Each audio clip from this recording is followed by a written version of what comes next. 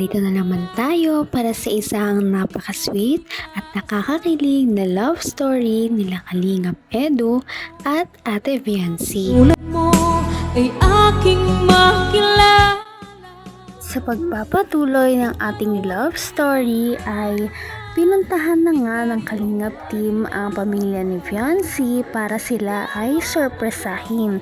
Inibita nila ang pamilya sa isang place kung saan sila ay kumain. Pagkatapos nilang kumain ay nagsulong nga si Kalingap Edu at Viancy sa isang kubo para makapag-usap sila sa mga bagay-bagay. Noong nakaraan ng ating video ay nag-usap sila sa mga pinagdaanan nila sa Palawan at ito rin naman ang kanilang pinagpapatuloy. Bukod dito ay binibigyan na nga ng hint ni Kalingap Edu si Viancy na meron ngayon sa kanilang bagay na sobrang importante na magpapabago ng kanilang buhay at iyon ang isusurprise sa kanila ngayong araw. Kamusta naman? Hindi ka na. Kamusta? Ayos lang po. Ayos lang. Opo. Kayo po. Okay lang. Namiss kita. First time natin magkita simula nung umuwi, di ba? Galing pong Palawan. Parang ang tagal na agad. Gusto ko, kala ko mabalik agad tayo ng nakaraan pag-uwi. Buti naman. Ito na. At, hindi ka naman nagkasakit. Halata talaga sa dalawang ito na na-miss nila ang isa't isa. Kita naman sa unang bahagi ng ating video na talaga namang nagkasabay pa sila na magsabi ng kamusta ka. Kaya naman kinilig ang mga viewers sa mga pangyayaring ito. Ang talaga namang na-miss nila ang isa't isa dahil simula nga noong pumunta na sila ng Palawan at makauwi ay hindi pa daw talaga sila nagkikita dahil na rin siguro sa busy sa mga naiwan nilang gawain at sabi ni Kalingap Edu ay nagkasakit din daw kasi talaga siya. Kita din naman na nag-alala talaga si Viancy sa mga sinasabi ni Kalingap Edu. Talagang hindi na lamang one way ang pag-aalaga kundi si Ate Viancy na rin ay talagang nag-care para kay Kalingap Edu. Parang may pupuntahan na talaga ang love team na ito. Tinitibok ng puso. Palawan. Ano? Speedboat? Speedboat? Isa man sa rin. Iba? Nagsayaw? Anong na-miss mo dun? Lahat po. Lahat ng ginawa natin?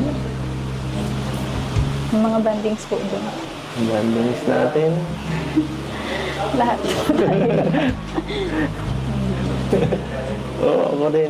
Ako rin. Gusto ko lahat. Kasi nandun ka. Sobrang saya lahat. Sobra. Kaso, yan mo susunod. Sama natin sila mama mo naman. Para mas masaya kasama family mo, di ba? Kasi, siyempre, mas masarap pag kasama mo yung mahal mo sa buhay. Sabi ni Ate Viancy ay marami din daw talaga siyang na-miss sa Palawan. Sabi naman ni Kalingap Edu ay siya ba ang na-miss ni Ate Viancy sa Palawan? Ngunit ito daw ay joke lamang daw. Ang dami daw talaga na-miss ni Ate Viancy. Siguro yung pagkakayak daw nila, yung surprise sa kanya ni Kalingap Edu, yung surprise dance na napaka-romantic. At iba pa daw, lahat daw sa Palawan ay na-miss niya. Talagang unforgettable experience nga naman kasi talaga ang mga nangyari doon. Kaya hindi ito makakalimutan ni Viancy. Sabi pa ni Kalingap Edu na sana sa pagbalik nila ay kasama na naman niya si Kalingap Edu at sa susunod ay isasama din daw talaga nila ang pamilya ni Viancy. Nakakatuwa dahil naisip ni Kalingap Edu yung mga ganitong bagay. Kitang-kita na gusto niya talaga si Ate Viancy at kung anong makakapagpasaya sa kanya. Hindi naman po ako masyado nakabili po doon ng pasalubong kasi nanginayang po ako ang mahal ko. Hinanap nga kita noon eh. Nung panghuling araw. Kala ko mabili tayo ng pasalubong. Kaso wala, kabigla eh. Bibili na lang ako ng soul.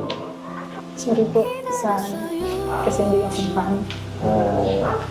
Nakainis naman. Lumawi ka. Lumawi ka sa akin. Yung hinayang ko sa gastusin. Dami mo namang sponsors nung para sa sa pagpalawan. Binigay ko po kila mama yung diba? Ano lang po hindi na lang. Kit lang. Kundi lang. Tapos tsaka po yung mga po baga doon mga bilihin, mga mahal. Yung mahal. Nabanggit nga ni Ate Viancy na hindi daw siya nakabili ng ganon karami na pasalubong dahil overpriced daw ang mga bagay doon sa Palawan. Kaya naman sabi ni Kalingap Edu na dapat daw ililibre niya si Ate Viancy noon kaso lang hindi niya daw ito mahagilap. Sabi naman ni Ate Viancy ay hiyang-hiya na daw siya kay Kalingap Edu kaya bakit daw naman siya magpapalibre. Talaga namang napaka-humble talaga ni Viancy at talaga namang hindi niya tinatake advantage yung mga tao na mahal siya at may gusto sa kanya. Sabi naman ni Kalingap Edu, okay lang daw yon basta mahal mo ang tao, lahat ibibigay mo. Okay. So, saan tayo? Sensya na. Sensya mo kay Kuya Bobby. Ayoko kasi madami ka sa mga ganyang klaseng mga gulo. At pinaprotektahan ko yung ikaw. Protektahan kita. At syempre, baka di mo kayanin eh. Buti ako, okay lang kung ako lang. Sanay na po ako. Basta andyan lang po kayo. Galaw nga tayo. Galaw nga lang.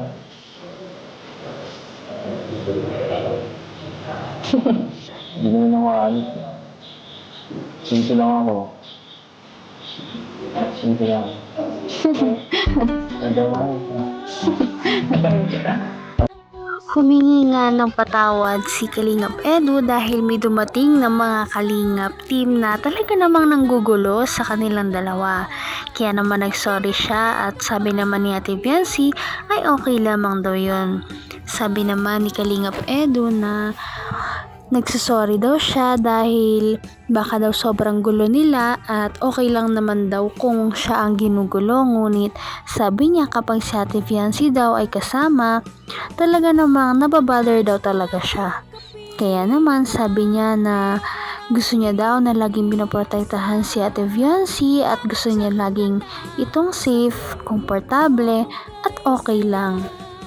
Kaya naman, kinilig na naman si Viancy at hindi na naman makatingin kay Kalingap Edu. Diba siya wala? Sana mangyari? Safe.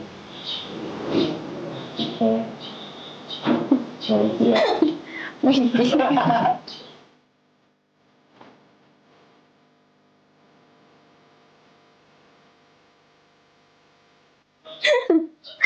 Sumira. Kaya kinalito ka. Hindi man pala suntok. Hiya po ko. Sa taong gagawin lahat, mapabuti lang ang kalagayan ng taong nangangailangan at hindi niya pababayaan maghanap ng matutulungan kahit gamit lamang ay bisikleta, katulad ni Rina na inalagaan dahil mahirap ang naging kalagayan. Okay!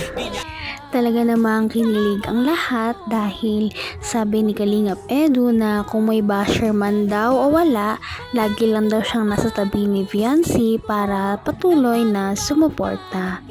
Nag-usap lamang sila ng mga ilan pang bagay at pagkatapos ay napagpasyahan na nilang tumayo at bumalik doon sa kinaroroonan ng mga Kalingap team. Pagkarating nga nila doon ay nagulat ang lahat nang may mga sorpresa pala, hindi para kay Viancy ngunit para kay Kalingap Edu. Ano kaya ang mga ito? Malalaman natin ito sa susunod na ating video. Kaya ito ay inyong abangan. Napakarami ding mga sorpresa para kay Viancy. Kaya naman, sana ipatuloy natin silang suportahan at mahalin si Viancy, si Kalingap Edu at ang Kalingap team. Yun lamang at maraming salamat sa panonood. Abangan natin kung magkakatuluyan ba talaga si Kalingap Edu at Viancy. Hanggang sa muli. Bye!